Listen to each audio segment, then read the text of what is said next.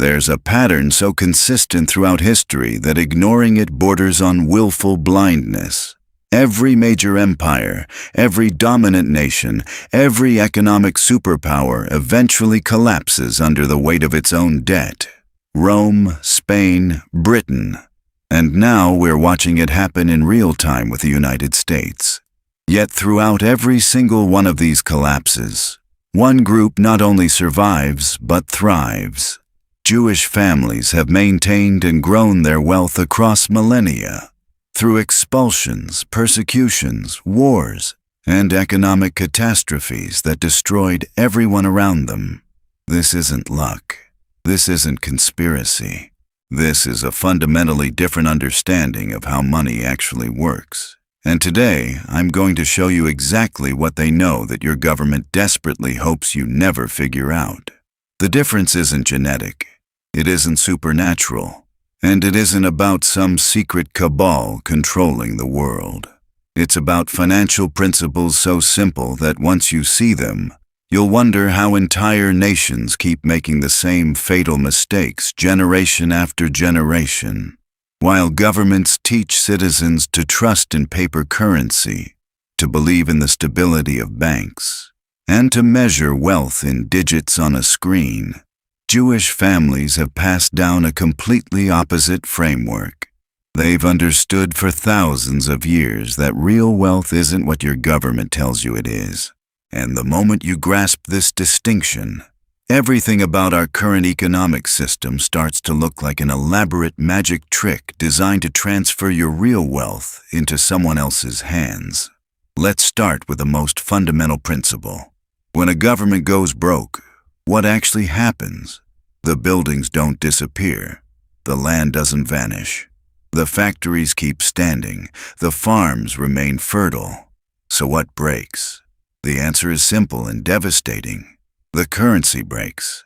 The paper money, the digital numbers in bank accounts, the bonds, the promises to pay, all of it becomes worthless. This has happened hundreds of times throughout history, and it will happen hundreds of times more. The pattern is so predictable, it's almost boring. A government spends more than it collects in taxes. It borrows to cover the difference. The debt grows. Eventually, no one wants to lend anymore unless they get paid in something real. The government has only two choices: default on the debt or print money to pay it back. Either way, the currency dies.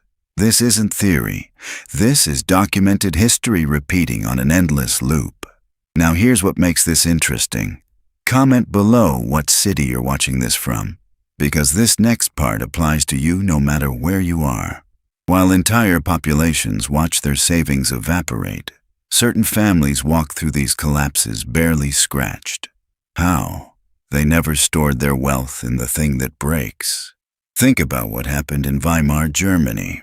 Regular German families who saved their money in banks saw their life savings become worthless in months. A wheelbarrow full of cash couldn't buy a loaf of bread. But Jewish families who held gold, who owned property, who had diversified their wealth across borders, they didn't just survive. They had the purchasing power to buy assets from desperate sellers at pennies on the dollar. The same pattern played out in Argentina, in Zimbabwe, in Venezuela, in every hyperinflation throughout history. The people who stored wealth in currency got destroyed. The people who stored wealth in real assets got opportunities. This brings us to the core principle that changes everything. Currency is not wealth. Currency is a claim on wealth. It's a receipt, a promise, an IOU from your government. And governments break their promises all the time. Real wealth is land, commodities, productive businesses, skills, relationships, and knowledge. These things have intrinsic value. They produce, they generate, they sustain life. A piece of paper with a president's face on it has no intrinsic value. It only has value because everyone agrees to pretend it does, and that agreement can evaporate overnight when trust breaks down. Jewish families internalize this lesson not through theory, but through brutal experience. When you've been expelled from over 100 territories throughout history, when you've watched your property get confiscated by kings and governments repeatedly, you learn very quickly not to store your wealth in things that can be easily taken or devalued by political decree. This leads to their second major principle: portability and diversification. If you know history might force you to leave everything behind and start over, you structure your wealth accordingly. You don't put all your assets in one country, one currency, one property that can't move. You develop skills that travel with you. You build networks across borders. You hold wealth in forms that are universally recognized and can be transported or hidden. Gold has been the primary tool for this throughout history because it checks every box. It's recognized everywhere. It's dense enough to carry significant value in small amounts. It can't be printed by governments, and it's survived every currency collapse in human history. But beyond gold, the principle extends to education, professional skills, languages, and international business relationships. These are assets that can't be confiscated at a border, can't be inflated away by a central bank, and remain valuable regardless of which government is currently in power. The third principle is what I call strategic debt versus suicidal debt. Governments go into debt to fund consumption. They borrow money to pay for social programs, wars, bureaucracies, things that don't generate returns. This is suicidal debt because it creates obligations without creating the means to fulfill them. The debt grows faster than the economy, and collapse becomes inevitable. Smart families use debt completely differently. They borrow only to acquire productive assets that generate more income than the debt costs.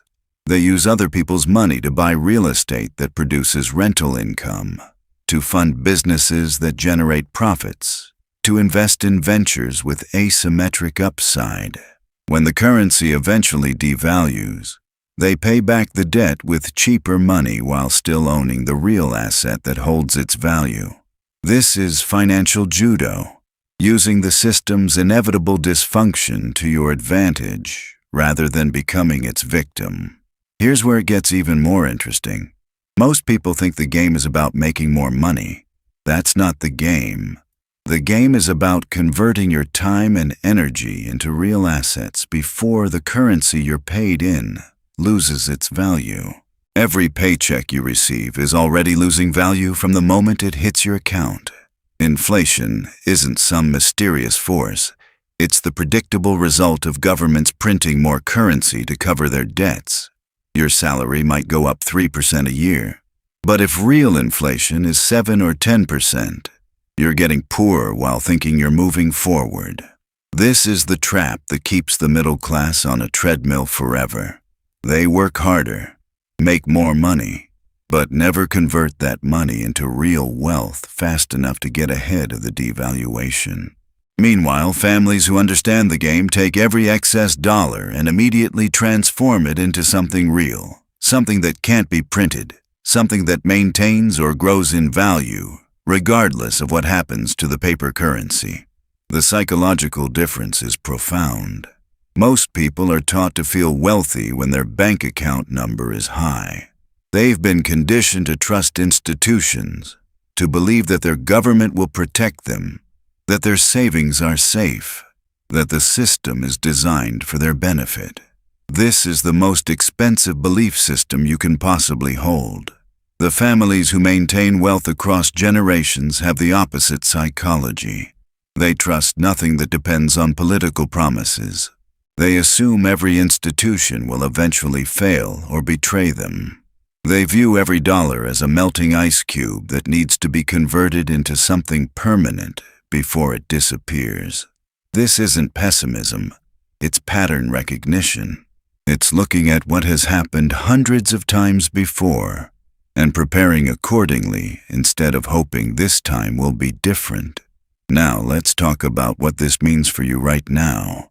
We're living through the largest debt bubble in human history. The United States is over $30 trillion in debt with no realistic plan to pay it back. Europe is drowning in debt. Japan's debt to GDP ratio is over 200%.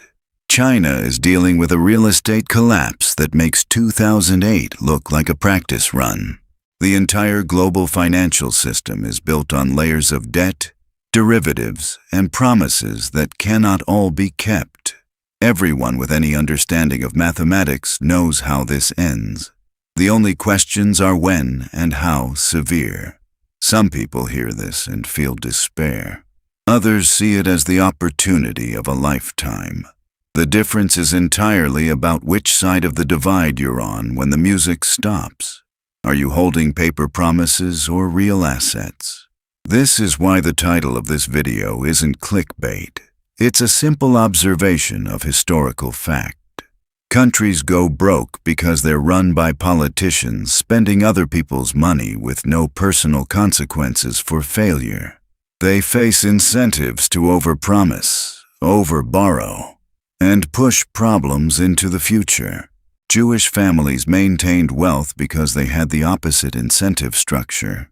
They had skin in the game. Their own survival and prosperity depended on making sound financial decisions. They couldn't vote to confiscate someone else's wealth to cover their mistakes. They had to actually understand how value is created and preserved. And they passed this knowledge down through generations not as abstract theory, but as survival wisdom earned through catastrophic failures that taught exactly what not to do. The final principle I want to leave you with is this. Financial education is the most valuable inheritance you can give or receive, and it's the one thing most families completely fail to pass down. Most parents teach their children to get good grades, get a stable job, save money in a bank, and trust the system. This advice made sense in a world of hard money and limited government. It's catastrophic advice in a world of fiat currency and unlimited money printing. The families who thrive teach their children to understand monetary history, to recognize the signs of currency debasement, to convert paper into real assets, to build skills and networks that transcend borders, and to never trust any institution with their financial future. This knowledge compounds across generations. Each generation starts with not just inherited wealth, but inherited wisdom about how to preserve and grow it. That's the real secret. It's not about being smarter or working harder. It's about having a fundamentally different framework for understanding what wealth actually is and how the game is really played. You just learned in minutes what most people never figure out in their entire lives. You now see the pattern that's been hiding in plain sight. Comment below. I see the pattern now. Let me know you understand this isn't conspiracy. It's just financial history that keeps repeating. You've just gained a perspective that separates those who build lasting wealth from those who spend their lives chasing paper promises. Subscribe to this channel and hit that like button because I'm going to keep showing you exactly how the real game works, while everyone else is distracted by headlines and political theater. And get ready for the next video because I'm going to reveal the specific assets that have survived every single currency collapse in history, and more importantly, which ones to avoid that look safe but are actually traps designed to transfer your wealth into someone else's pockets. This is just the beginning of understanding how money really works.